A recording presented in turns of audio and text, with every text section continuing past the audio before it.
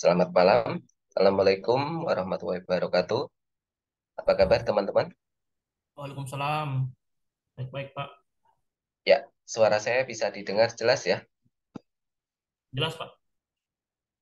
Ini baru 3 orang aja nih yang bergabung.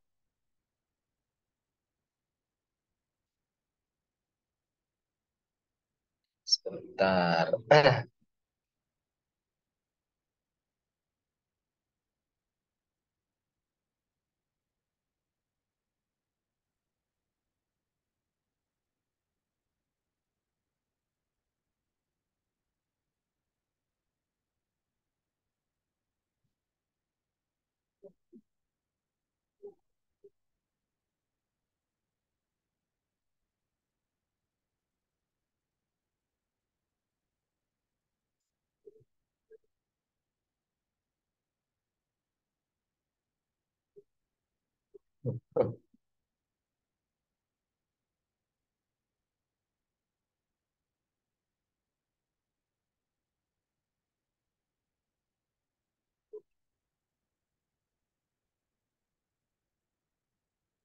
Kita tunggu sebentar ya, sambil nunggu teman-teman yang belum bergabung.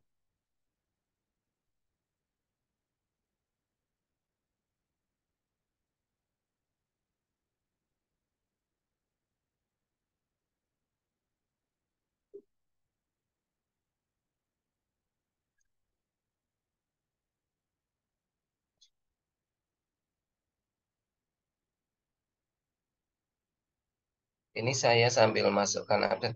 Kalau Mas Fahri, nama lengkapnya siapa? Muhammad Fakhri Burhanuddin. Oh ya, baik. Baru 4 orang ya.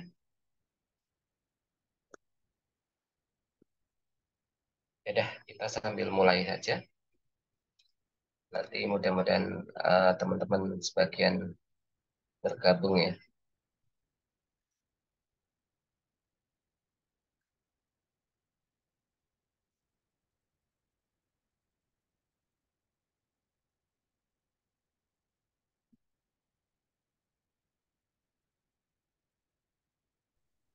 Selamat malam Pak, maaf selamat Duen Pak.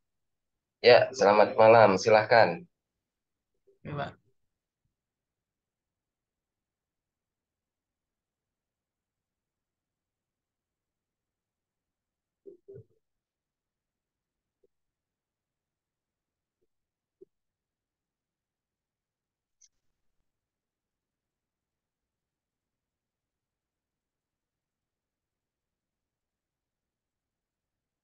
Recording in progress.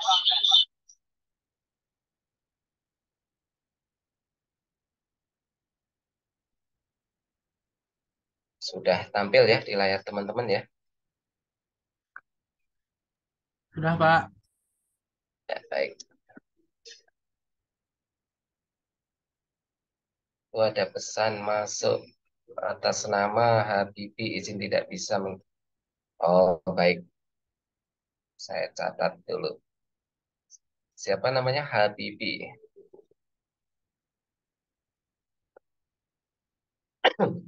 Mohon maaf, saya agak ada radang sedikit.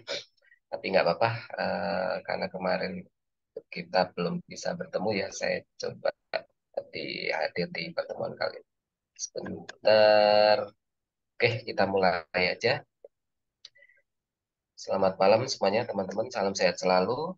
Kita mulai untuk belajar dan diskusi pada malam hari ini. Eh,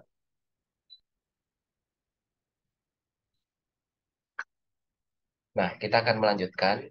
Kalau kemarin di pertemuan perdana, kita mencoba mempelajari sejarah mikroprosesor dan mikrocontroller. Nah, kita akan melanjutkan terkait dengan teknologi mikroprosesor. Kalau nanti memungkinkan, ya akan saya lanjut ke materi yang ketiga. Yang ketiga terkait dengan arsitektur, tipe, dan perangkat pengembang. Nah, jadi untuk malam hari ini kita akan mencoba terkait dengan teknologi mikroprosesor.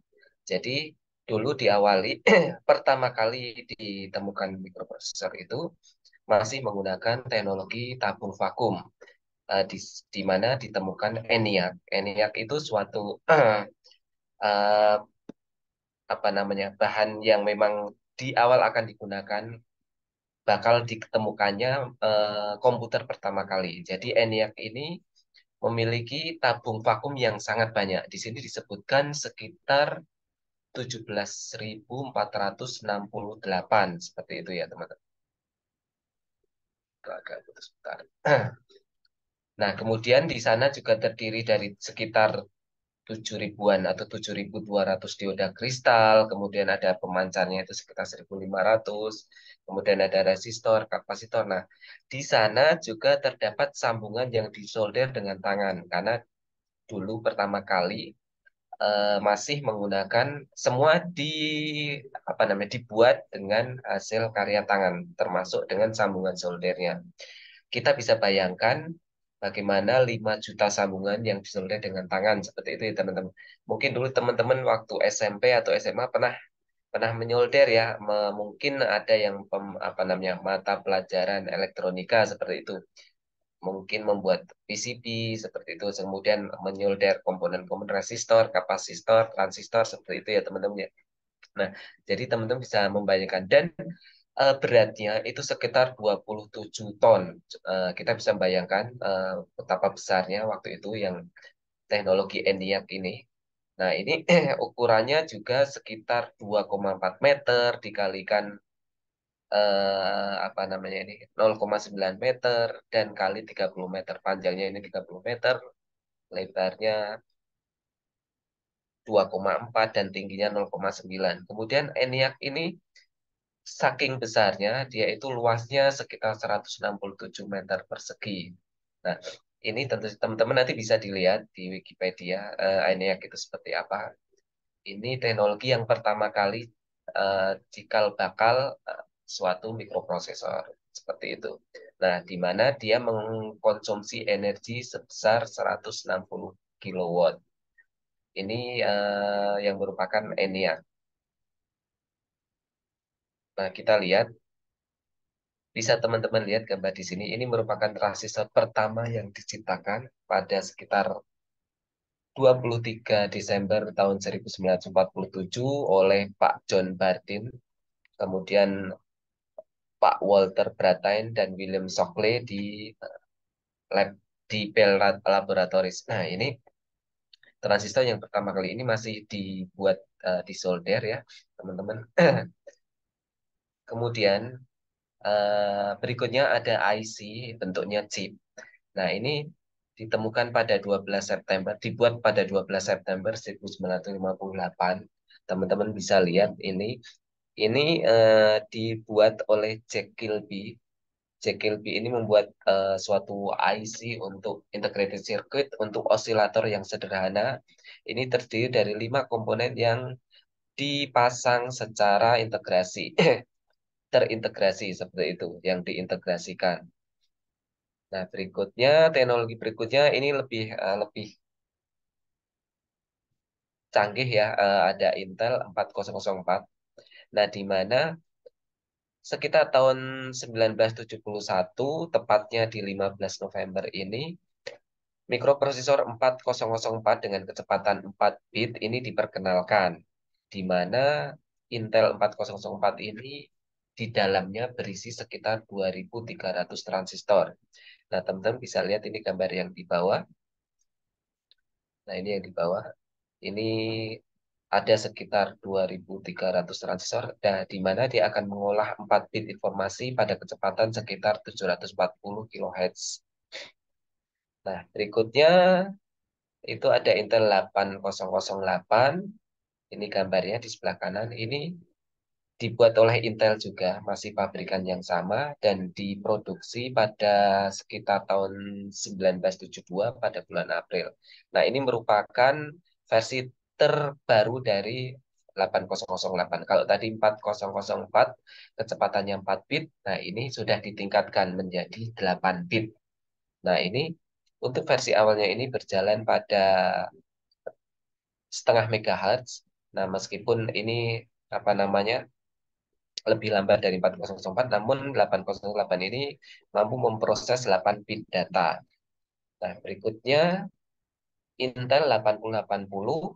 ini dirilis pada sekitar tahun 1974. Ini merupakan penyempurnaan dari generasi sebelumnya.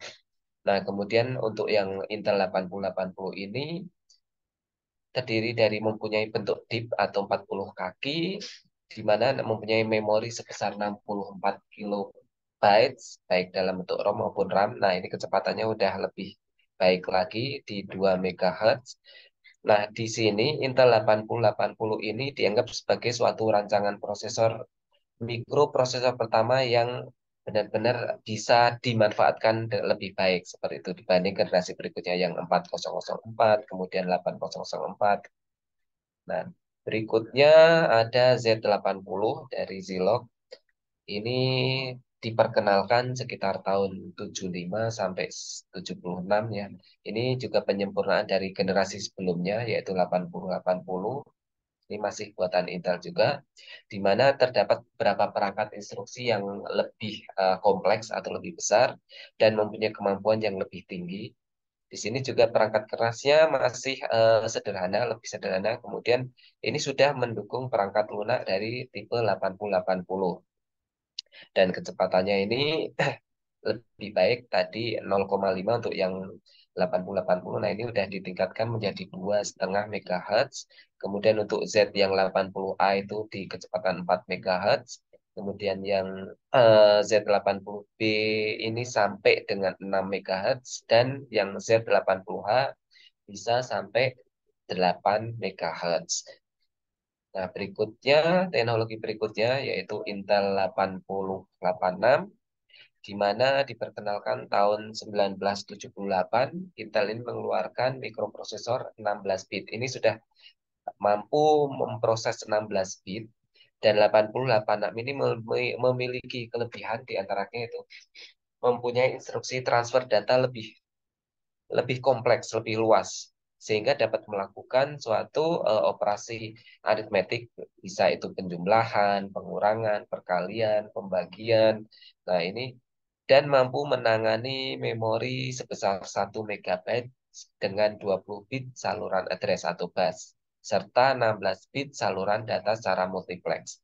Jadi ini ada untuk yang Intel 8086 ini selain kecepatannya sudah lebih baik, dia mampu menghandle memori sampai 1 MB dengan 20 bit bus atau saluran address, serta secara simultan mampu apa namanya memberikan saluran 16 bit data secara multiplex. Nah, generasi berikutnya, Intel berikutnya ini mikroprosesor 8088, ini juga 16 bit. Dan ini saluran datanya udah 8 bit. Nah, ini tentu saja kenapa dibuat ini untuk memenuhi pasar yang semakin banyak menggunakan saluran data 8 bit. Karena bisa memproses data yang lebih kompleks seperti itu. Kemudian tahun 1985, mikroprosesor berkembang lagi menjadi tipe Intel 80186, kemudian ada 80286 dan seterusnya. Nanti generasinya 386, 486, termasuk berikutnya 586 nanti Intel Pentium. Ini Mas ada pesan Mas Edi Rasidi, mohon maaf baru join. Oh ya, nggak apa-apa, silahkan. Saya lanjutkan. Nah, 80186 dan 8286 ini mempunyai banyak instruksi yang dapat mengakses memori lebih besar. Jika dibandingkan dengan sebelumnya, 8088 ini bisa dikatakan lebih baik lagi karena bisa mengakses memori yang lebih besar. Kemudian pada tahun 1981, di mana IBM ini membuat mikrokomputer, ini menggunakan Intel 8088 ini sebagai CPU-nya. Nah, juga tahun 85 ini prosesor Intel ini juga memperkenalkan tipe yang 32 bit yang disebut sebagai Intel 80386. Kalau teman-teman zaman zaman saya dulu sekitar tahun 90-an ya, 1990, ya ini masih menggunakan 386. 386. Kami dulu ya membeli komputer itu rakitan seperti itu. Bukan berarti bikin sendiri, tapi udah motherboard, udah beli, kemudian apa namanya, eh, powernya, adapternya, kemudian memorinya, seperti itu kita tinggal rakit-rakit saja. Kemudian beli monitor, kemudian keyboardnya, seperti itu. Nah, ini masih zamannya menggunakan 386 atau 80386. Nah, berikutnya kita lihat perbandingan antar mikroprosesor. Nah, ini diawali sekitar tahun 74, ini prosesornya ini 80, tipenya 8080 dengan jumlah transistor 6000. Ini kecepatannya 6 mikron, clock speednya ini 2 MHz dan bisa mengakses data sebesar 8 bit. Kemudian tipe berikutnya, teknologi berikutnya ini 8088. Ini diperkenalkan jumlah transistor lebih banyak lagi, sekitar 29.000. Dan ini bisa lebih cepat lagi, 3 mikron. Kemudian clock speed-nya sampai 5 MHz. Dan data yang bisa diakses ini bisa 16 bit. Sudah lebih baik lagi. Selain itu juga masih mampu mengakses untuk yang 8 bit. Kemudian diperkenalkan pada tahun 1982. Di sini yaitu Intel 80286. Sebentar, ini ada pesan. Oh iya, siapa ini? Raffiatun, silahkan. Nah, ini untuk 80286, ini jumlah transistornya udah lebih banyak lagi, sekitar 134.000 dengan kecepatan 1,5 mikron. Untuk clock speed-nya sampai 6 MHz. Dan ini kemampuan akses datanya sekitar 16 bit. Teknologi berikutnya, di sini ada 80386, diperkenalkan pada tahun 1985. Mempunyai transistor sekitar 275.000, kemudian ini masih sama dengan yang 286, 1,5 mikron. Untuk clock speed lebih tinggi, 16 MHz, dan ini sudah mulai bisa mengakses data 32 bit. Kemudian teknologi terbaru, lebih baru lagi, itu 486, diperkenalkan tahun 89 ya, 1989. Dan ini jauh lebih besar transistor yang digunakan, sekitar 1.200.000, dan mikronnya sudah lebih cepat lagi, 1 mikron. Kemudian clock speed-nya juga kita bisa lihat sudah mencapai 25 MHz untuk data akses sebesar 32 bit. Kemudian 8586, nah ini lebih dikenal dengan nama Pentium atau Pentium 1 seperti itu. Ini diperkenalkan tahun 1993, jumlah transistor yang digunakan ini sekitar 3.100.000 dan mikronnya lebih cepat lagi, 0,8. Ini tentunya clock speed-nya lebih tinggi karena ini sudah teknologi Pentium ya. Pentium itu kan 5 ya, penta. Nah, makanya ini generasi Pentium pertama itu sebenarnya perkembangan dari 8586 seperti itu. Dan ini udah bisa akses data 32 bit dan 64 bit. Kemudian 4 tahun berikutnya diperkenalkan Pentium 2, ini tahun 97 dengan jumlah transistor sekitar 7.500.000. Mikronya juga jauh lebih cepat, 0,35, sampai clock speed-nya ini 233. Akses datanya ya ini udah 32 bit dan 64 bit. Kemudian untuk Pentium yang ketiga, ini tahun 1999, ini jumlah transistornya sekitar 9.500.000, untuk mikronya 0,25, dan clock speed-nya udah mencapai 450-an untuk akses data, sama ya, 32 bit dan 64 bit. Berikutnya, Pentium 4, ini tahun 2000, ini udah transistornya sudah jauh lebih besar lagi, 42 sampai 125 juta transistor. Ini mikronya udah lebih cepat lagi, 0,18 sampai 0,06. Dan clock speed-nya ini sudah mencapai gigahertz, sekitar 1,3 sampai 3,8 gigahertz, dan akses datanya 32 dan 64 bit. Ini kita bisa lihat perbandingan mikroprosesor dari yang sejak awal diperkenalkan sampai sekitar tahun 2000-an. Berikutnya, nah bila kita lihat jenis-jenis chip mikroprosesor. Ini untuk berdasarkan lebar katanya atau word length untuk bus data mikroprosesor ini diklasifikasikan menjadi mikroprosesor yang 4 bit, kemudian 8 bit, kemudian 16 bit, dan seterusnya. Nah, kita lihat untuk yang mikroprosesor 4 bit ini contohnya adalah 4004. Ini yang bisa mengakses 4 bit ya, maksudnya seperti itu. Ini yang buatan Intel. Kemudian untuk yang buatan Texas Instruments ini namanya TMS 1000. Kemudian generasi berikutnya, teknologi berikutnya itu mikroprosesor yang mampu mengakses 8 bit. Ini contohnya adalah 6800 atau serinya ada 6802, ini buatan dari Motorola. Kemudian ada 6502, ini buatan Signetic. Kemudian generasi yang Intel yang tadi sebagian kita bahas itu 8008, kemudian 8080 dan 8085, ini buatan Intel yang mampu mengakses 8 bit. Kemudian juga Zilog ini memperkenalkan Z80. Ini diantaranya sejarah atau teknologi sejak pertama kali dipergunakan dalam mikroprosesor yang mulai 4 bit, kemudian 8 bit. Berikutnya kita menginjak ke prosesor yang lebih tinggi lagi, ini menggunakan mampu mengakses 16 bit.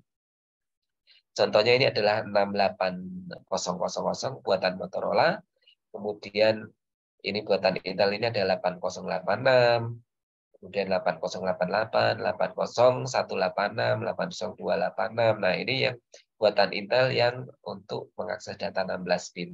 Kemudian untuk buatan Zilog-nya ini ada Z8000. Nah, kemudian mikroprosesor yang 32 bit, ini lebih tinggi lagi, 32 bit. Untuk yang buatan Motorola ini tipenya 68020, kemudian 68030. Nah, untuk buatan Intel itu 80386, kemudian 80486, kemudian Pentium 1 atau 80586, seperti itu, Pentium 2, Pentium 3, dan Pentium 4, seperti itu. Ini yang buatan Intel. Berikutnya ini yang mikroprosesor 64 bit, dan ini masih digunakan sampai sekarang ya, 64 bit. Nah, ini Intel Pentium Padi, kemudian Intel Pentium Core Duo, kemudian Core 2 Duo. Nah, sekarang sudah ada teknologi i3, i5, i7 seperti itu. Nah, ini apakah harus 48 bit ini ya mikroprosesornya yang 48, 16, 32, 64 bit dan seterusnya. Nah, ini tentu saja tidak. Ada beberapa prosesor yang mempunyai panjang kata atau lebar kata itu ada yang 10, 14 bit, tapi ini tidak banyak dipakai sehingga tidak banyak diulas seperti itu. Yang lebih umum yang ini 4, 8, 16, 32, 64 bit dan seterusnya. Nah, kemudian untuk teknologi berikutnya ini ada yang disebut sebagai teknologi PMOS. Ini dari bahannya ya metal oxide semiconductor untuk kanal P, kemudian NMOS ini dari metal oxide semiconductor kanal N, kemudian ada teknologi CMOS. CMOS mungkin teman-teman pernah dengar ya, ini CMOS ini sering ya, complementary metal oxide semiconductor. Kemudian ada teknologi bipolar jenis ECI atau ECI, emitter, couple, logic. Nah, kemudian ada teknologi bipolar jenis Schottky. Kemudian ada teknologi bipolar jenis I2L atau integrated injection logic. Integrated injection logic seperti itu. Nah, bila kita lihat ini untuk teknologinya, ini teknologi MOS tadi, PMOS dan NMOS, ini contoh mikroprosesornya adalah ini digunakan pada Intel 4004, 4040, dan 8008 untuk yang PMOS, yang kanal P, metal oxide ya. Kemudian ini metal oxide semiconductor untuk yang kanal N ini digunakan pada contohnya di Intel 8080, kemudian 8085 dan seterusnya. Ini terakhir 8748.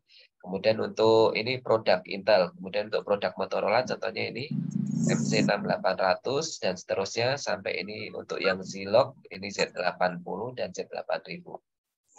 Ini saya agak percepat, mungkin teman-teman nanti bisa baca atau mungkin nanti bisa cek di Wikipedia ya terkait dengan kalau teman-teman pengen tahu yang dimaksud PMOS, NMOS dan apa namanya dan sebagainya.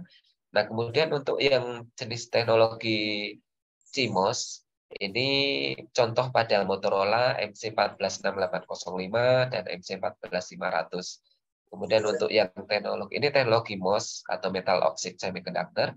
Kemudian untuk yang teknologi bipolar ini ada bipolar tak jenuh atau unsaturated. Nah, ini menggunakan CL, ini contohnya pada Motorola MC10800. Kemudian Schottky ini pada produk Intel tipe 3001, kemudian AMD, ini AMD AM2901 dan serinya M2903. Berikutnya ada yang tak jenuh, ada juga yang jenuh saturate. Nah, ini di I2L. Nah, ini produk untuk Texas Instruments-nya pada tipe mikroprosesor SPP 0400 dan SPP 900. Semua mikroprosesor ini terkait tentu saja seiring dengan berjalannya waktu, teknologi yang digunakan juga semakin berkembang. Seperti itu, masing-masing punya kelebihan dan kekurangan masing-masing. Karena tentu saja ketika seiring berjalannya waktu ditemukan teknologi yang lebih baru, lebih modern, lebih canggih, tentu akan produksinya juga akan menggunakan teknologi yang lebih baru seperti itu. Nah, kemudian ini beberapa sistem-sistem yang berdasarkan mikroprosesor ini ada beberapa keuntungan dan kelemahan atau kerugian. Nah, untuk keuntungannya ini bersifat programmable atau dapat dikendalikan oleh software. Jadi untuk mikroprosesor itu sifatnya programmable, dapat dikendalikan dari software. Ketika teman-teman ingin mengubah cara kerjanya, proses kerjanya, itu tidak perlu secara wiringnya, tapi cukup dari softwarenya, programnya seperti itu. Makanya bersifat programmable, bisa diprogram seperti itu.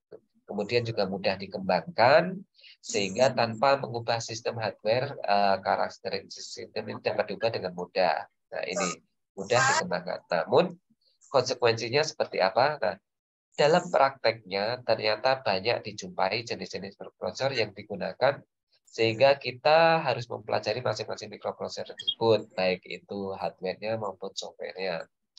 Karena teknologi perkembangannya di sini sangat cepat seperti itu. Jadi ketika kita menemukan jenis-jenis yang berbeda atau pabrikan yang berbeda, tentu saja kita harus mempelajari masing-masing mikroprosesor tersebut. Seperti itu teman-teman. Nah, kemudian untuk di bidang komputer, teknologinya ini ada mikrokomputer, kemudian gunakan contoh seperti terminal, kemudian peripheral controller, diantaranya itu ada printer, disk, keyboard, dan lain sebagainya. Kemudian untuk pemanfaatan di bidang komunikasi dan jaringan komputer ini kita tahu ya, ada switch, ada router, ada bridge, seperti itu. Access point, dan lain sebagainya. Kemudian ada hub, ada server, seperti itu. Kemudian di bidang kedokteran, mikroprosesor ini banyak digunakan untuk instrumentasi kedokteran. Kemudian bidang industri ada PLC. Mungkin teman-teman pernah tahu PLC itu apa? Itu Programmable Logic Controller. Jadi PLC ini semacam pengontrol logik yang bisa diprogram. Ada suara yang bocor ya. Nah, jadi maksudnya kalau teman-teman yang ada yang bekerja di pabrik nggak, maaf. Halo? Ada, Pak. Ada nggak yang bekerja di pabrik? Maaf, ini Mbak Rafiatun bocor ya suaranya ya. Gimana, Pak? Ini suaranya bocor masuk ke dalam. Mohon di mute sebentar. Ya, terima kasih. Nah, kalau teman-teman yang bekerja di pabrik atau mesin industri itu mesin untuk melakukan produksi ya, di sana itu rata-rata sekarang sudah menggunakan yang disebut PLC ini atau Programmable Logic Controller. Oh ya, nggak apa-apa. Mohon maaf Pak, Mbak Rafael. Ya, silahkan. Nah, PLC ini digunakan, bisa dikatakan sebagai otaknya dari mesin industri tersebut. Jadi ketika bagian maintenance engineering lah ya. Ini sedikit gambaran kalau teman-teman pengen tahu yang dimaksud dengan apa ini namanya PLC atau Programmable Logic Controller. Jadi mesin itu sudah kontrolnya itu ada input, output, kemudian di PLC itu ada modul-modul gitu ya, gambarannya itu ada modul power supply, modul CPU. Nah, ini habis sama kayak komputer. Ada power supply, ada CPU, kemudian ada input output seperti itu. Nah, kemudian semua dipasang, ada penomorannya, inputnya, outputnya dipasang. Kemudian bagaimana cara mengoperasikan? Setiap inputan dari sensor, kemudian dari sensor itu macam-macam, ada limit switch, ada saklar, ada tombol, ada thermocouple. Thermocouple itu pengontrol suhu. Nah, kemudian dimasukkan ke wiring input. Kemudian outputnya itu akan masuk ke CPU, akan diprogram, dan outputnya akan menggerakkan. Apakah sensornya itu akan menggerakkan pompa, menggerakkan apa namanya untuk yang kontrol apa menggunakan hidrolik seperti itu. Nah, itu kita tinggal mengubah dari programnya. Artinya kontrolnya seperti apa, kita tinggal ubah programnya. Programnya diubah, nah itu baru diupload. Kita akan buat coding untuk programnya itu berupa ladder diagram. Jadi hanya apa namanya on off seperti itu ya karena logic ya digital jadi 0101 seperti itu. Nah, itu yang dinamakan program logic control. Kemudian kendali kontrol atau ban berjalan conveyor. Ini maksudnya contoh berikutnya adalah untuk kontrol atau kendali. Kemudian conveyor, ini juga di bidang industri. Kemudian pengatur kecepatan motor. Nah, ini kita bisa lihat pada motor DC dan AC. Kemudian servo posisi. Ini motor servo, kendali proses, dan robotika. Nah, ini semua tidak terlepas dari yang dinamakan mikroprosesor. Nah, ini cikal bakal ditemukannya teknologi yang semakin canggih, baik itu PLC, ada juga DCS, Distributed Control System. Nah, ini gabungan dari PLC ini lagi, bergabung menjadi suatu sistem. Jadi kalau teman-teman di industri yang lebih canggih lagi, misalnya untuk proses apa namanya produksi penambangan minyak, kemudian pengelolaan water treatment seperti itu atau pengolahan limbah seperti itu. Nah, teman-teman bisa melihat di displaynya ada alur prosesnya. Jadi operator tinggal touchscreen aja pakai HMI (Human Machine Interface) seperti itu. Nah, ini menggunakan teknologi mikroprosesor di bidang industri. Kemudian juga ada robotika ya. Nah, berikutnya di sini sebentar. Penerapannya di bidang militer ini ada peluru kendali, ini rudal, ini tentu saja sudah pasti menggunakan mikroprosesor. Kemudian untuk bidang kedirgantaraan ini ada sistem avionik.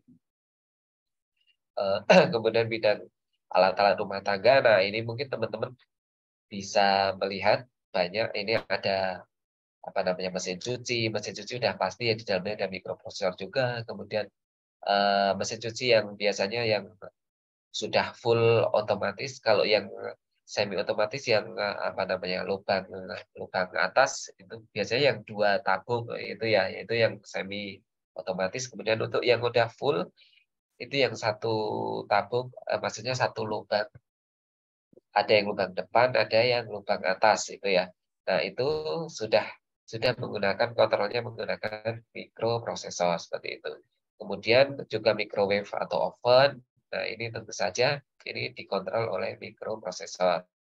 Kemudian juga untuk pemrograman acara kanal pada TV, kemudian remote control, kemudian sound system, ada synthesizer. Nah, kemudian untuk di bidang hiburan dan mainan anak-anak, ada game, kemudian ada PlayStation. Nah, itu semua ini contoh penerapan dari teknologi mikroprosesor yang diterapkan pada kehidupan sehari-hari, baik untuk di bidang rumah tangga, kemudian di dirgantaraan militer, industri, dan sebagainya. Nah, Ini sebentar.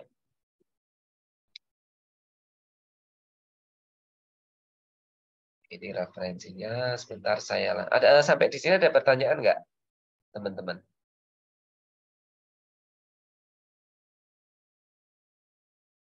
Ada yang mau ditanyakan terkait Aman. dengan teknologi? Masih aman ya? Baik, saya lanjutkan sebentar.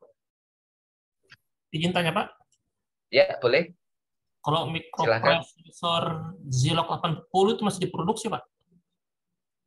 Zilog berapa? Z80.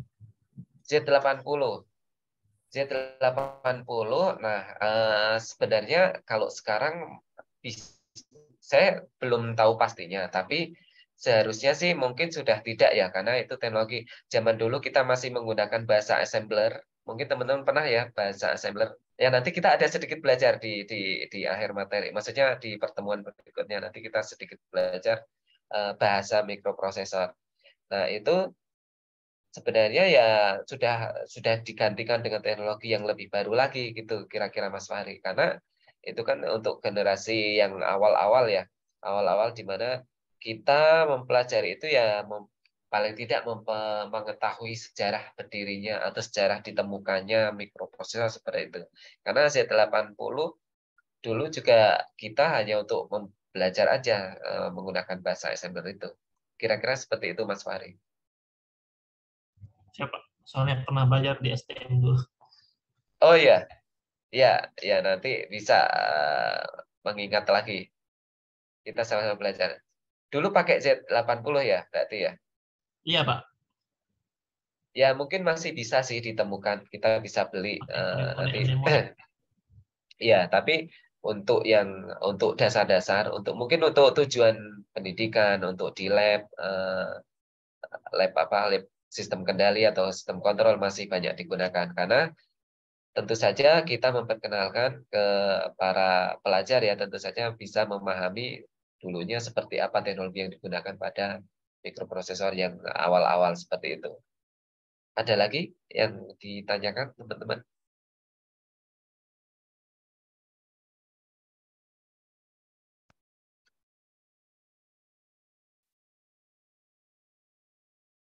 Sebentar.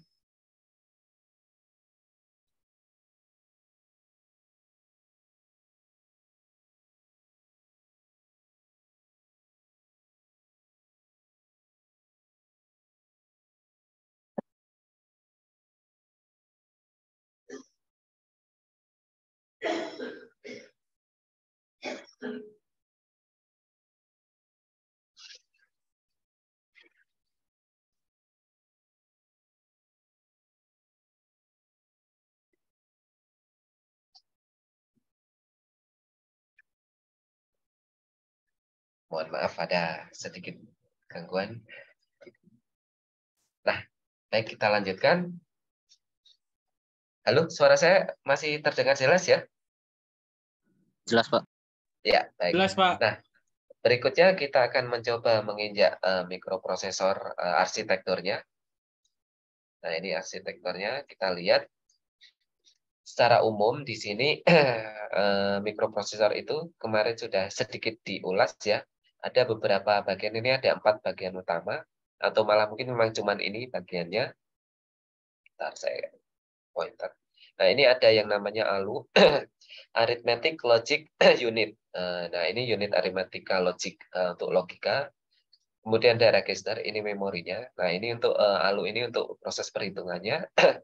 Kemudian ada bus internal, ini jalur busnya ya. Kemudian ada unit kendali atau control unit seperti itu. Nah, bila teman-teman lihat di sini gambarnya, ini ada yang disebut ALU, ini ada XYZ.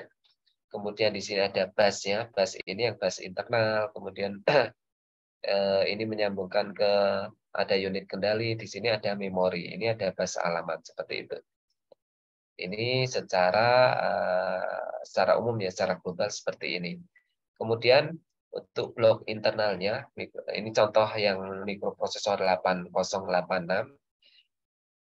Ini bisa teman-teman lihat, ini untuk kontrol sistemnya ya, unit kendali, kemudian ini ALU-nya, kemudian di sini ada busnya, dan ini ada memory interface. Ini untuk tipe yang lain, modelnya mungkin beda, tapi pada dasarnya mereka tetap bagian-bagiannya itu sama, yaitu ada ALU, ada kontrol unit, sistem kontrol, kemudian ada memori, kemudian ada bus, seperti itu. Ada 4 komponen yang ini. Register atau memori, bus internal, unit kendali, dan ALU. Nah, kemudian ini secara arsitektur. Berikutnya kita menginjak ke tipe. Nah, untuk berdasarkan teknologi bahannya, kita lihat ada yang disebut sebagai TTL atau transistor logik. Nah, di sini selain itu ada transistor logik, ada teknologi bahan yang dari STTL atau Schottky Clamp TTL, kemudian ada low power STTL, ada ECL, emitter couple logic, kemudian ada I2L yang tadi seperti itu, atau IIL, integrated injection logic, kemudian PMOS atau P-channel metal oxide semiconductor, ada NMOS, N-channel metal oxide semiconductor, kemudian CMOS atau complementary metal oxide semiconductor, dan HSCMOS atau high speed CMOS. High speed CMOS seperti itu. Nah, contohnya untuk yang Intel 8008 ini teknologi yang menggunakan PMOS, konsumsi daya ini, dan siklus interaksinya ini. Ini sekitar 10 mikrosecond. Nah, kemudian untuk Intel 8085 teknologi menggunakan NMOS, ini konsumsi dayanya ini 400 megawatt dan siklus instruksinya sekitar 1,3 mikrosecond. Kemudian untuk Intel ini yang udah HCMOS 80286, ini konsumsi dayanya lebih besar, sekitar 2500 megawatt untuk siklus interaksi instruksinya 0,1 mikrosecond. Kemudian ini prosesor RCA menggunakan CMOS, ini konsumsi daya, dan ini siklus interaksinya, dan seterusnya sampai ini. Kemudian Motorola MC6800 ini menggunakan NMOS dan konsumsi daya sekitar 600 megawatt untuk siklus instruksi 2 mikrosecond. Nah, ini berbeda-beda ya, ini tidak berdasarkan urutan mana yang lebih cepat, teknologinya juga ini berdasarkan dari penomoran untuk prosesornya. Berikutnya ini teknologi untuk 6502 menggunakan teknologi NMOS. Ini konsumsi dayanya 250 megawatt dan ini 3 mikrosecond. Kemudian nasional 32032 ini HCMOS, ini high speed ya, maksudnya ya high speed. Ini konsumsinya lebih besar 1000 miliwatt 0,1 mikrosecond. Kemudian ini Zilog Z80, teknologi yang digunakan NMOS dan menggunakan konsumsi daya sekitar 400 miliwatt dan siklus instruksi 1,3 mikrosecond. Nah, ini beberapa prosesor dengan teknologi bahannya yang digunakan. Ada yang PMOS, NMOS, dan sebagainya. Ada yang sampai high speed CMOS. Berikutnya, ini berdasarkan teknologi bahannya. Kemudian berdasarkan lebar bus data dan pabrik pembuatnya, di sini ada pabrik Intel, Rockwell, kemudian Fairchild, Motorola, Zilog, Texas Instruments, Motorola, dan terakhir Zilog juga ya ini. Nah, ini lebar datanya mulai dari 4 bit, kemudian 8 bit sampai dengan yang 16 bit. Dan teknologi yang digunakan ini ada NPMOS, kemudian NMOS. Nah, diawali sejak tahun 71, kemudian 72, 74 sampai 76, ini 78. Nah, untuk prosesornya ini mulai ada yang dinamakan 4004, 4040, PS4, kemudian berkembang di 8 bitnya itu 8008, 8080, kemudian Fairchild-nya ini F8, kemudian 6800 ini Motorola, produk Zilog ini Z80 ini untuk 8 bitnya, dan berkembang terus sampai yang 16 bit ini 9900, 68000 dan Z8. Mohon maaf, saya ada. Berikutnya untuk perangkat pengembang. Nah, apa yang dimaksud dengan perangkat pengembang dari mikroprosesor adalah merupakan suatu kolaborasi atau perpaduan atau integrasi dari fungsi dan kerja di antara hardware, yang hardware itu mikroprosesor, dan software program, sehingga mikroprosesor itu dapat digunakan, dapat dimanfaatkan, atau dapat diberdayakan untuk tujuan tertentu sesuai yang kita inginkan. Nah, itu yang dimaksud dengan perangkat pengembang.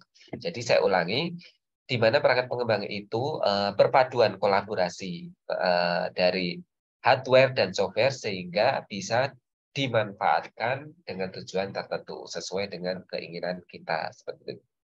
Nah, tentu saja hardware saja tidak bisa digunakan kalau tidak ada softwarenya, seperti itu ya teman-teman ya. Begitu juga software juga apa namanya, tidak akan bisa beroperasi jika tidak di-upload atau ditanamkan dalam satu hardware.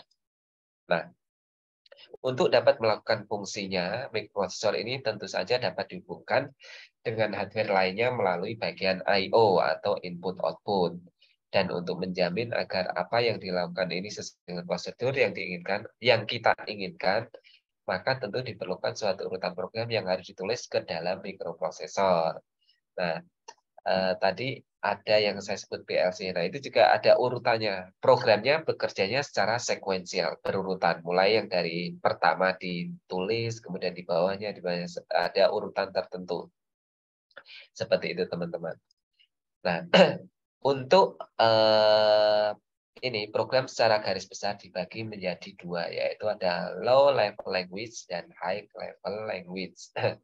Nah, untuk bahasa pemrograman asli yang dimengerti oleh komputer ini pada dasarnya adalah bahasa rakitan atau assembly, atau juga disebut bahasa mesin. Nah, itu yang dimaksud assembly language, seperti itu, bahasa rakitan. Kalau dulu mungkin teman-teman ada yang pernah belajar bahasa A, yaitu assembly. Berikutnya ada basic gitu ya, bahasa B gitu kan. Nah, berikutnya lagi teknologi berikutnya ada C, kemudian ada teknologinya C++, seperti itu. Yaitu sedikit sejarah. Bahasanya lebih tinggi lagi, sudah semakin kompleks, namun apa namanya, dibutuhkan untuk mudah untuk bagi manusia, tapi semakin ke sini agak sulit untuk ke mesin bila langsung seperti itu. Kalau masih bahasa rakitan malah mudah dimengerti oleh mesin, seperti itu. Nah, bahasa rakitan atau assembly ini termasuk low level language.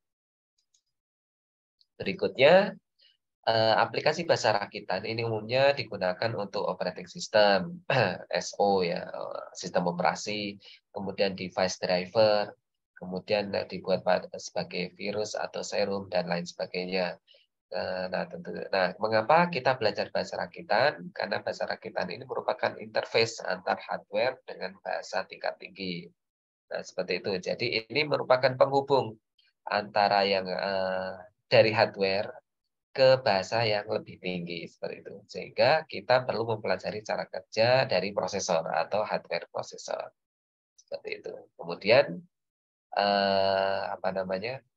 Kelebihan dari bahasa mesin itu apa saja kelebihannya? Kita lihat di sini memungkinkan kita untuk dapat mengakses secara langsung baik itu seluruh sumber daya yang ada pada sistem perangkat keras. Jadi dengan mengerti bahasa mesin kita dapat mengakses secara langsung apa namanya, seluruh sumber daya yang ada dalam sistem perangkat keras. Nah, tadi saya agak lupa menyebut, kalau bahasa yang udah level tinggi, kalau kita tulis, tentu teman-teman mungkin ada yang ingat, itu tidak bisa langsung di running, harus di compile dulu, seperti itu ya, pakai compiler, seperti itu maksudnya. Nah, itu yang biar bisa dimengerti oleh bahasa mesin, seperti itu. Kemudian kelebihannya eksekusi program lebih cepat, Nah, ini karena masih sumber dayanya tidak terlalu rumit, tidak terlalu kompleks. Kemudian ukuran programnya lebih kecil dibandingkan dengan yang high level language, karena ini masih low level language seperti itu. Nah, kemudian kekurangan bahasa mesinnya ini tergantung pada hardware. Jadi ketika hardware diubah, diganti, ya ini akan menjadi masalah, gitu, seperti itu. Kemudian lebih sulit dari high level language. Ya, tentu saja ini karena kita memahaminya butuh upaya, butuh effort yang lebih besar, karena memang bahasa assembly ini agak sulit untuk kita bisa pahami, namun dia mudah dipahami oleh mesin. Code atau programnya lebih banyak, maksudnya lebih banyak, ya ini barisnya yang digunakan lebih banyak, seperti itu. Nah, kita lihat perbandingan program assembly dengan bahasa tingkat tinggi. Nah, di sini bila kita lihat ya, program berikut adalah untuk menampilkan contohnya misalkan Hello World pada layar monitor. Nah, kita misalkan tulis dalam bahasa Pascal seperti ini. Kita teman-teman yang pernah belajar Pascal ya, ini begin, kemudian ganti baris go to exe dalam kurung 1,1 titik koma, kemudian write ln ini hello world dalam tanda petik dalam kurung kurung buka tanda petik hello world tanda petik kurung tutup titik koma kemudian n. Nah, ini bila kita tulis dalam bahasa Pascal. Nah, bagaimana dengan bila kita tulis dalam bahasa C? Nah, ini dalam bahasa C kita harus mendefinisikan dulu ya, ini ya, include stdio .h, kemudian include conio. Nah, ini untuk mendefinisikan dulu. Kemudian kita tulis min. Nah, ini yang bahasa menggunakan bahasa C. Terus bagaimana bila kita tulis dalam bahasa assembly atau bahasa rakitan? Nah, ini untuk bahasa yang menggunakan bahasa rakitan atau bahasa assembly. Kita lihat di sini model small, kemudian stack 0100H. Ini data, ini message 1 nah, ini nanti kita belajar sedikit. Ini code-nya. Nah, ini main prosedurnya ini move AX, ini memindahkan parameter yang ada di AX disimpan di registrasi data seperti kemudian simpan dari dari AX simpan ke DS seperti itu. Kemudian ini. Nah, ini nanti kita pelajari di pertemuan berikutnya. Ini ada XOR DL, DL, kemudian XOR PH, PH, move AH. Nah, ini kemudian dipindahkan yang ini 0,2 heksadesimal, pindah ke register AH, kemudian diubah ke integer ini 10 heksadesimal dan seterusnya. Nah, ini bila hanya untuk menampilkan ini tadi hello world bila menggunakan bahasa low level language atau bahasa mesin. Seperti itu. Tadi yang nanya siapa tadi? Mas Fahri ya, yang sudah pernah belajar Z80 waktu masih di STM. Mungkin masih ingat. Iya, pernah, Ini Pak. mungkin sedikit. Mas, Ya, ini sedikit gambarannya. Tentu saja ini menggunakan yang agak kompleks ya. Kadang-kadang bisa kita tulis dalam bahasa C yang lebih singkat atau bahasa Pascal lebih singkat seperti itu. Sampai di sini ada pertanyaan teman-teman?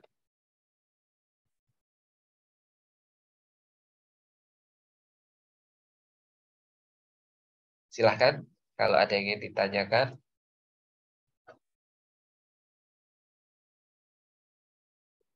Saya rasa sih untuk pertemuan malam ini cukup ya. Kalau ada pertanyaan silahkan.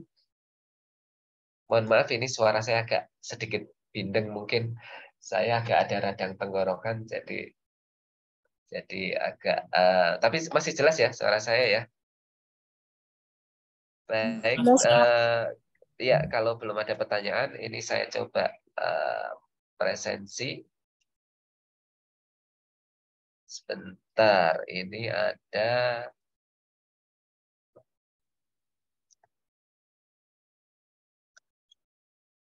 yang hadir hari ini